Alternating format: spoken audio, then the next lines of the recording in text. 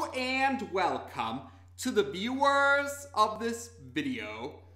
This is the Orange Fan here, bringing you another entry for the franchise discussion category. This video will be dedicated to the recap and thoughts for issue 19 of the Young Justice tie-in comics, Guerrilla Warfare. Picking up where we last left off, we begin this issue with Miss Martian regaining consciousness in what seems to be a dark room. She recalls that the Young Justice team were sent on a mission to the jungle of Bwanda in order to stop the Brain from restarting his plan to create an army of animals enhanced with Kobra-Venom. She also recalls her teammates being attacked by a group of gorillas that were enhanced with Kobra-Venom, and also recalls briefly establishing a mind link with one of the gorillas named Grodd. It's at that point in time when Miss Martian notices that 4 gorillas are also present in this seemingly dark room. One of the gorillas is Grodd, and he demands Miss Martian's help. But one of the other gorillas politely tells Grodd to mind his manners and clarifies that they desire Miss Martian's help, not demand it. And the other 3 gorillas besides Grodd introduce themselves. One of them is Solivar. He's the leader of the group of gorillas. Another gorilla is Boca. She is Solivar's mate. And Primat is Grodd's mate. Miss Martian is surprised to find out that these gorillas have telepathic abilities, and she questions how they gained telepathic abilities and why they attacked her teammates. And the group of gorillas agree to answer Miss Martian's questions, but they also admit that they don't have a lot of time on their hands. So the gorillas explain that 2 years ago, an old woman and a thin man with the help of some soldiers from the League of Shadows arrived in the jungle of Bwanda, and they created a Quonset hut which acts as the old woman and the thin man's lab where they conduct experiments. They captured one of the gorillas, Mallah, and performed a surgery that enhanced Mallah's intelligence, and Mallah ended up becoming loyal to the ones who enhanced his intelligence, so Mallah betrayed the rest of his fellow gorillas. Next up, a gorilla named Tolifhar was killed, and his brain was replaced with the brain of the old woman. So the combination of Tolifhar's body and the old woman's brain led to the birth of Ultra-Humanite. Afterwards, Ultra-Humanite and Monsieur Mallah worked together to place the thin man's brain in a metal jar or a metal container, and that's how the Thin Man became the Brain, as in the villain. And afterwards, the trio of villains had proceeded to try and capture the rest of the gorillas of the group. And there was only one gorilla that they were not able to capture. And this gorilla is known as the Holy One to the other gorillas. So as for the gorillas that were captured by Brain, Monsieur Mallah, and Ultra-Humanite, they had inhibitor collars placed around their necks, and the trio of villains had conducted experiments which enhanced their intelligence and their awareness. But the villains did not realize that these experiments also gave the gorillas telepathic abilities. It was only very recently when the gorillas were given Kobra-Venom. And we also find out that that more Quonset huts were built besides the original one, And this base of Quonset huts, the villains refer to it as Gorilla City as a twisted joke on their part. So with Miss Martian all caught up to speed now, Miss Martian notices that the gorillas aren't wearing inhibitor collars right now in the present day, and they explain this is because the trio of villains are holding the gorilla offspring hostage. So if the older gorillas refuse to listen to the villains' orders, then the gorilla offspring will be eliminated. And they also inform Miss Martian that her teammates have also been captured by the trio of villains.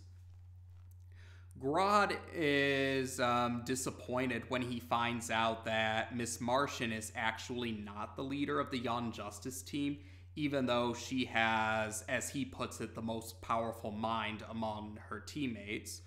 But the rest of the gorillas still say that they need to trust Miss Martian. And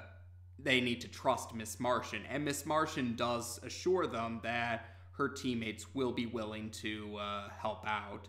So afterwards, we find out that the dark room they're in was actually the mental realm. So the gorillas say they'll return with Miss Martian. They'll return to the physical realm. So it's at this time when the timestamp appears, and we're in Gorilla City, and it's now September 27th. We're in one of the Quonset huts, and Miss Martian sees that Wolf is also present, so she's glad to reunite with Wolf. And she once again assures the gorillas that she will help them to rescue the gorilla offspring, but she points out that they need to come up with a plan. And Solovar assures her that he has come up with a plan. So in the main Quonset hut of Gorilla City, the 5 other members of the Young Justice team their wrists are cuffed to a wall, so they're hanging from a wall, and the trio of villains had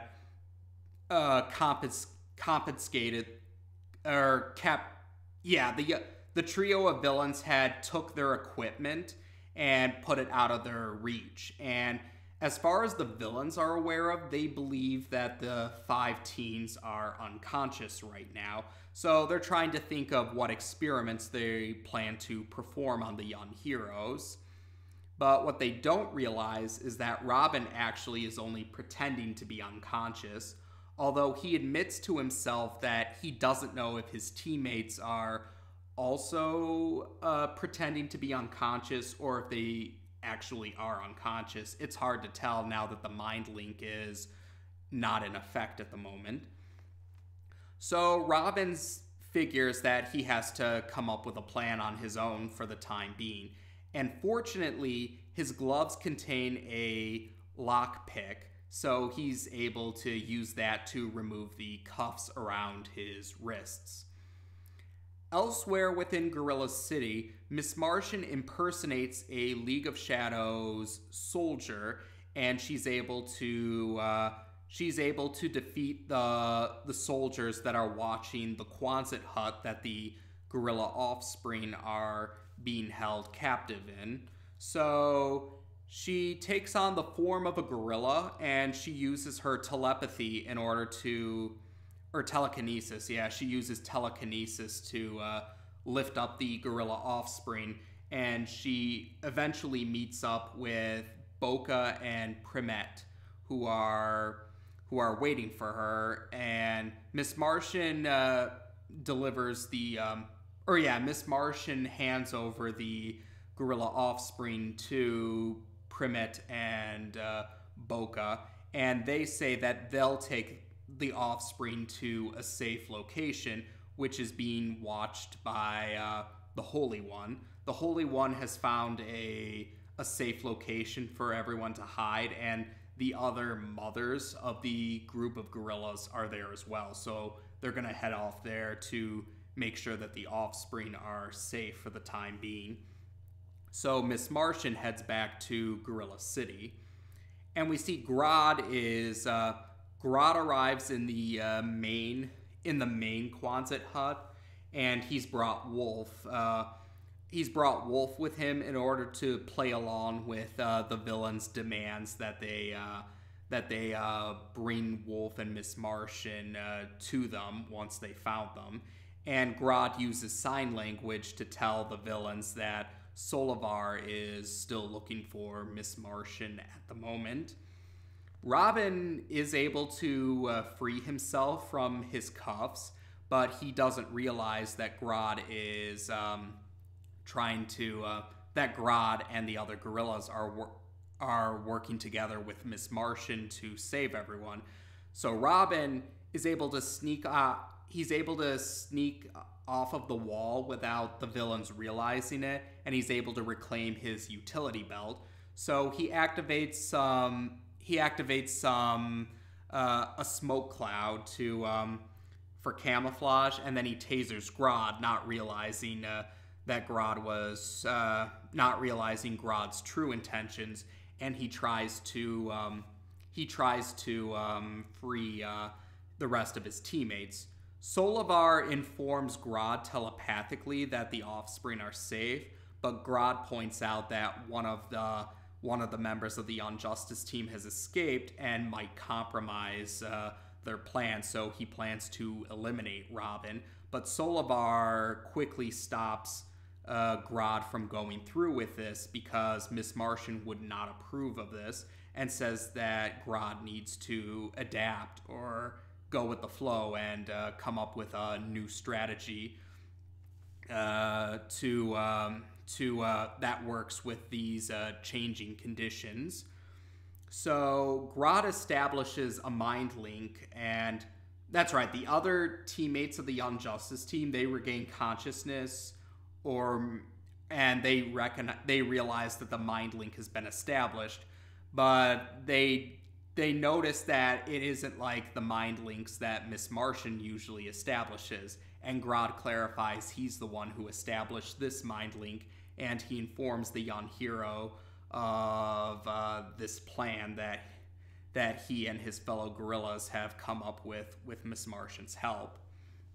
So the ventilation system of the Quonset hut activates, so the smoke clears up, and Brain, Monsieur Mallah, and Ultra-Humanite see that the young heroes have escaped and they have their equipment again. But then Solivar appears with some other gorillas and some soldiers from the League of Shadows, and Miss Martian seems to be unconscious. So Brain figures that they have the advantage. They tell the young heroes surrender or they'll eliminate Miss Martian. But Aqualad tells the rest of the Injustice team to attack, and that's when Miss Martian reveals she isn't really unconscious, and Solivar and Grodd and the other gorillas reveal that they're not listening to the bad guys anymore. The leverage that the bad guys held against them is they don't have any leverage over the gorillas anymore. So a big fight breaks out, and it's at this point when the villains realize that the gorillas have telepathic abilities, and they're impressed, but realize this isn't the time for them to be amazed by it. So eventually, Brain is able to activate a self-destruct sequence, and so they have a limited time to escape from Gorilla City.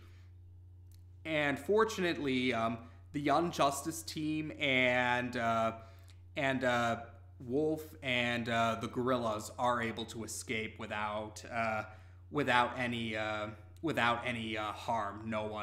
No one was left behind, so they were all able to escape before Gorilla City exploded. They reunite they head to the secret location where the other gorillas are. So Solivar and Grodd are able to reunite with their respective families, and they comment that while all of them escaped, they're also confident that all of their enemies have escaped as well.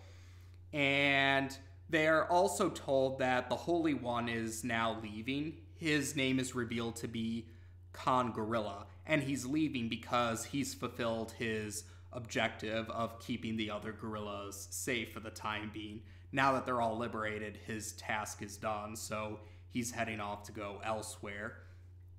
And Grodd thinks to himself that this means that a new age with him in charge can begin. And Solivar assures Miss Martian that the gorillas will be okay right now. And he also admits that maybe the gorillas will create their own gorilla city now. And so the Young Justice team have concluded this mission, and Robin finishes up his case notes. It's then when we head to Mount Justice, but there isn't a timestamp, not yet anyway, and it looks like Robin is reviewing the case notes from the Gorilla City mission, and he's musing over it. But then we find out that Robin is now Nightwing, and the timestamp reveals itself. It is September 27th, but it's 5 years later. And Nightwing muses that he thinks fondly of the mission, and he also muses that he and his teammates didn't realize how good they had it back then compared to now. And that's how we end this issue. So part 2 of the Gorilla City 2-parter has now been discussed on this channel. And yep, this issue did clarify the origins of Gorilla City, and it also revealed the connection Brain has with the gorilla villains. So yep, the reason why Gorilla City is quite different from the Gorilla City that's usually portrayed in the DC Comics and most adaptations of the DC Comics, it's because this Gorilla City was more of a twisted joke on the villain's part. Although, at the end of the issue, Solivar did comment that the gorillas may actually create their own Gorilla City. Now, how that'll be similar or different from the usual portrayal of Gorilla City, who knows? I mean, it depends on if Season 3 or the tie-in comics, if they ever do resume the tie-in comics. As of the recording of this video, there's no update on if we'll get more issues of the tie-in comics or not.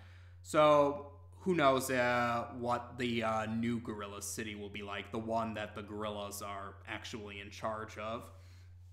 And yes, we do find out Mallah, Ultra-Humanite, and Grodd were all part of the same group of gorillas, and Brain played a role in, has some ties to them. Like, Ultra-Humanite was actually Brain's partner in creating the telepathic gorillas. And this is an interesting case. Ultra-Humanite, there is a slight difference with Ultra-Humanite here compared to most adaptations. Ultra-Humanite was originally a male human who then became who then had his brain in a gorilla body. But this time around, Ultra-Humanite's human identity was actually a female before her brain was put into the body of a male gorilla. And that has led to some confusion because I noticed some fans weren't sure which pronouns to use for Ultra-Humanite in this adaptation. Like, I've seen people wonder, would Ultra-Humanite be referred to with male pronouns or female pronouns? From what I was able to gather, it seems like Ultra-Humanite uses male pronouns in the Young Justice TV series and the tie-in comics. At least that's what I've seen so far, but I can understand why some people might have been confused about which pronouns Ultra-Humanite would use in this adaptation. And, oh, that's right, we should talk about Grodd here, because while Grodd is generally portrayed as a villain, this time around, Grodd is, relatively speaking, nicer than he usually is, because, like I said, usually Grodd is a villain, but in this adaptation, Grodd comes off as maybe more of a jerk at most, but or like a token evil teammate, but doesn't seem to be outright evil compared to his usual portrayals. Although, to be fair, at the end of near the end of the issue, and even a few hints here or there, Grodd did seem to suggest that he was planning something to his own benefit. So I guess it's possible that that Grodd in this adaptation could eventually become more of an outright villain like he's usually portrayed. But whether they'll talk about Grodd in greater detail or not, hard to say. Grodd actually does appear in the next multi-part story, but he's not the main focus. So, yeah, whether we'll get to see Grodd in a more significant role again, whether in Season 3 or if the tie-in comics possibly continue, hard to say. We just have to be patient for now. But, yeah, so that was an interesting detail, too. Grodd was portrayed as, relatively speaking, nicer than he usually is, but there are hints of him becoming more antagonistic in the future. And yeah, the end of the issue actually shows Nightwing looking over his case notes for this mission 5 years later, and that symbolizes that the last 6 issues of the tie-in comics, at least the last 6 as of the recording of this video, they're going to be that story is going to be set later on. Like, the next story is actually a 6-part story. So, and this 6-part story, it's going to be set, actually it's before Season 2 starts, because Season 2 begins, not counting the brief prologue that ties into the end of the Season 1 finale, but Season 2 actually starts on New Year's Day. So this 6-part story that's going to be next, that story actually takes place before Season 2, the Season 2 premiere of Young Justice. So that'll give us some more insight on certain details before Season 2 starts. So that'll be interesting for some viewers who are curious, especially because the time skip threw a lot of people for a loop. And I should bring this up now. Greg Weisman did mention that there were other stories that they wanted to tell within the Season 1 in the tie-in comics. They had more tie-in comic stories that they wanted to tell set within Season 1, but the executives requested that that the tie-in comics go into the later time period to match up with Season 2. Like, some of these stories involved, it actually involved like a story that ties into Cold-Hearted, Queen Perdita. It ties into Queen Perdita, and I believe, if I'm not mistaken, I believe Green Arrow, Red Arrow, and Black Canary were supposed to play a role in that story. And I believe there was a story involving Captain Marvel and some of his allies, also from the Shazam comics, or characters that originated from Shazam. So there were some other ideas, but unfortunately, we didn't get to see those stories in action. So, like I said, maybe we'll get to see those stories if the tie-in comics are able to continue. So if the sales for the tie-in comics on Comixology, if the sales on Comixology are or like they're great sales on Comixology, then we might have a chance to see more tie-in comic stories. So we can only hope, and we can only show our support. But for now, yeah, so for the time being, we've discussed all the tie-in comic stories that are set within Season 1. And like I said, the last 6 issues are they form a 6-part story that's, well, I guess mostly set right before Season 2, but they do have some scenes from Season 1 as well. I suppose I should clarify to be more specific. But We'll cross that bridge when we get to the recap and thoughts videos for those issues. But for now, there we go. As of this video, we've now discussed issue 19 of the Young Justice tie-in comics on this channel. Take care, and until next time.